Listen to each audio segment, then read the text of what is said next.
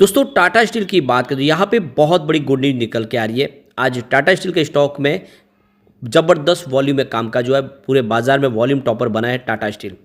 तो क्या यहाँ पे टाटा स्टील में इस लेवल पे खरीदारी करनी चाहिए? तो यहाँ पे जो बड़ी अपडेट है उनको एक एक करके डिस्कस करेंगे और जानने की कोशिश करेंगे क्या टाटा स्टील में निवेश का ये सही मौका है। क्योंकि जिस तरह से सेबी की तरफ से इस समय एक आप देखें तो सख्त कदम उठाए जा रहे हैं, म्यूचुअल फंड से कहा जा रहा है कि वो उनका इन्वेस्टमेंट है वो स्मॉल कैप और मिड कैप से कम करें और उसका जो निवेश है फिर वो लार्ज कैप की तरफ शिफ्ट हो सकता है। तो क्या ऐसे में टाटा स्टील में भी उसका बेनिफिट हो सकता है, जानने की कोशिश करेंगे इस वीडियो के माध्यम से। लेकिन फ्रेंड उससे पहले अगर आप पहली बार हमारे चैनल पे आए तो चैनल को सब्सक्राइब कर दीजिए, एक बेल आइकॉन दबा दीजिए ताकि जब भी नया वीडियो बने पहला नोटिफिकेशन आपको मिले। वीडियो पसंद आए तो लाइक से जरूर कीजिए। चलो फ्रेंड्स वीडियो स्टार्ट करते हैं। मैं हूँ आपका दोस्त एस.बी. दवे और हमारे अपने चैनल ऑनलाइन कमाई में आपका बहुत बहुत स्वागत है। तो सबसे पहले बाजार की बात कर ले तो आज BSE सेंसेक्स 72,012 के स्तर पे क्लोजिंग दिए जहाँ पे 736 पॉइंट की गिरावट थी, यानी 1.01% गिरा BSE सेंसेक्स। अब ये इंट्राडे में आप देख सकते हो कि 71,933 तक गिरा है, यानी 72,000 के स्तर भी आज टूटा। लेकिन अच्छी बात रही कि कम से कम क्लोजिंग 72,000 के ऊपर रही है, जिससे एक आशा है कि फिर से एक बाउंस बैक देखने को मिल सकता है कल। अब निफ्टी मेटल की बात करें तो वहाँ पर भी काफ़ी बड़ी गिरावट थी। 7,923 के स्तर पे 0.92% यानी लगभग 1% के आसपास की गिरावट थी और इसी वजह से टाटा स्टील में तेज़ी बन नहीं पाई और देख सकते हो कि जो दिन भर मजबूत था स्टॉक अंत में थोड़ा सा गिरावट के साथ क्लोज होते हुए दिखाई दिया।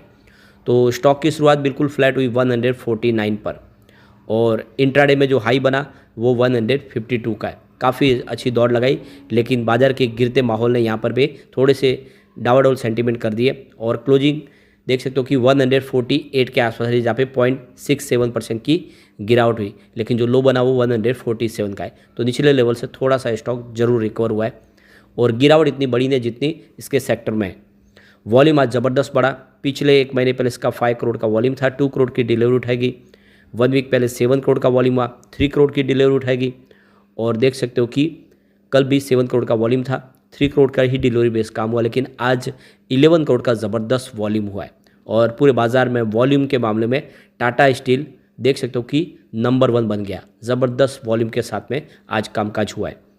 अब इसकी परफॉर्मेंस को देखें तो 12 मार्च को स्टॉक 152 के आसपास था, जहाँ पे 0.6% की गिरावट हुई।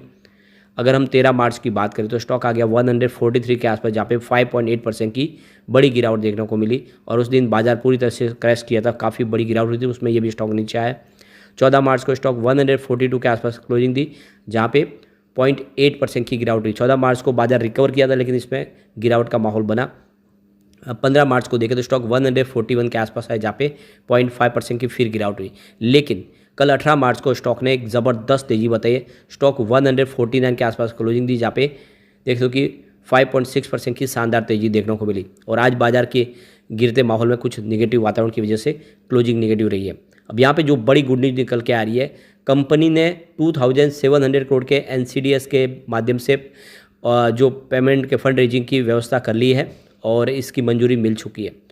तो जो एक्सचेंज को जानकारी उसमें आप देख सकते हो कि आज जो बोर्ड मीटिंग होती है उसमें 2700 करोड़ के फंड रेजिंग को मंजूरी मिल चुकी है और ये नॉन कन्वर्टेबल डिबेंचर्स बॉन्ड के माध्यम से, प्राइवेट प्लेसमेंट के माध्यम से ये फंड रेजिंग की जाएगी। तो यहाँ पे जो NCDS के अलॉटमेंट की डेट है वो 27 मार्च 2024 है और इसकी मेच्योरिटी होगी 3 साल, यानी जो अलॉटमेंट डेट है उससे लेकर 3 साल के बाद में इसकी मेच्योरिटी आ जाएगी।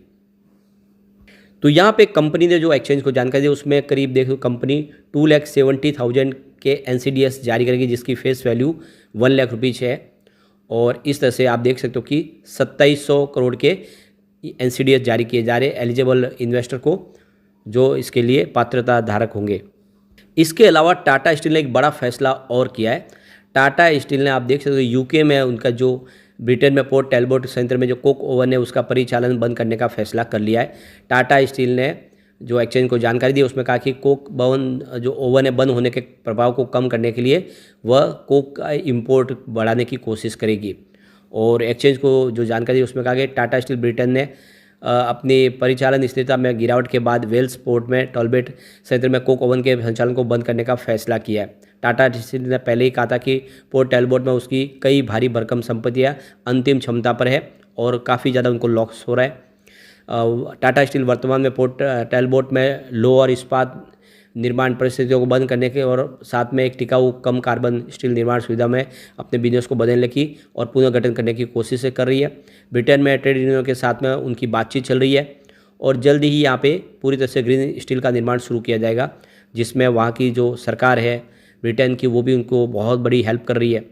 तो यहाँ पे लगातार एक के बाद बहुत सारे फैसले लिए जा रहे हैं जो ये इशारा करिए कि टाटा स्टील में खरीदारी इस समय आ सकती है।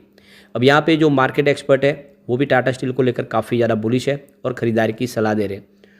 तो HDFC सिक्योरिटीज़ के विनय रजानी का कहना है कि आज जो इंडेक्स में काफ़ी बड़ी गिरावट हुई और 21,900 के स्तर के नीचे चला गया निफ्टी।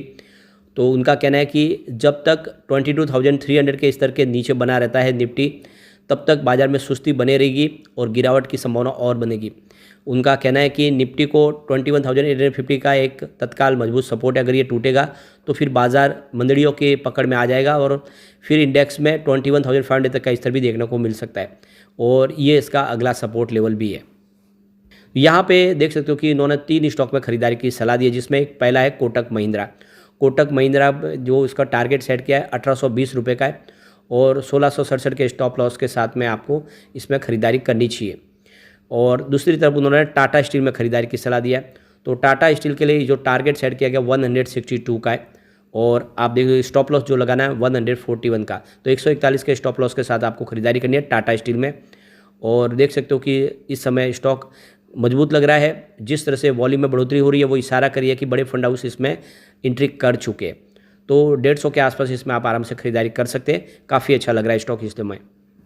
तीसरा जो स्टॉक बताया गया वो मारुति सुजुकी का है और मारुति सुजुकी के लिए जो टारगेट रखा गया वो 12,400 का टारगेट है और 11,100 के आसपास स्टॉप लॉस बना के इसमें आपको खरीदारी करनी चाहिए। इसके अलावा देखें तो दूसरे और ब्रोकरेज हाउस की तरफ से भी टाटा स्टील में खरीदारी की सलाह निकल के आ रही है। LKP सिक्योरिटीज़ की तरफ से रूपक डे ने भी यहाँ पे बाइक की कॉल दी है और यहाँ पे उन्होंने इसमें जो देखो कि जो टारगेट रखा है 163 का टारगेट दिया है और यहाँ पे सपोर्ट जो है 144 का। तो इसको एक स्टॉप लॉस समझ के आप इसमें खरीदारी कर सकते हैं। तो 163 का टारगेट देखने को मिल सकता है, ये LKP सिक्योरिटीज़ का कहना है। अब टाटा स्टील को अगर दूसरी पेयर कंपनियों से तुलना करें तो उसका प्रदर्शन काफ़ी बेहतर रहा है हमेशा। पिछले 1 साल के हिसाब से देखें तो टाटा स्टील ने 39% का पॉजिटिव रिटर्न दिया है। इस दौरान JSW स्टील ने 18% की तेज़ी बताई है और जिंदाल स्टील में 38% की तेज़ी बनी है। तो विनर यहाँ पे टाटा स्टील है 1 साल के हिसाब से। अगर हम बात कर ले 6 मंथ की तो टाटा स्टील ने 14% का पॉजिटिव रिटर्न दिया है। इस दौरान JSW स्टील में 0.96% की गिरावट हुई है, यानी लगभग 1% के आसपास की गिरावट थी और जिंदाल स्टील 13% दौड़ा है। तो यहाँ पर भी विनर आप 6 मंथ के हिसाब से टाटा स्टील ही दिखाई देगा।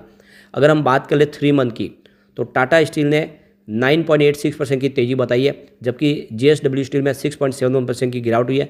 जिंदाल स्टील में 8.89% की तेज़ी है। तो 3 मंथ के हिसाब से भी विनर टाटा स्टील ही है। अगर हम बात कर ले 1 मंथ की तो टाटा स्टील ने 4.79% की तेज़ी बताई है।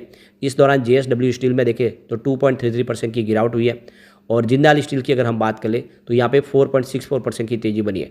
तो इसमें भी देख सकते हो कि पिछले 1 महीने के हिसाब से भी जो सबसे बेहतर रिटर्न है वो टाटा स्टील ने ही दिया है।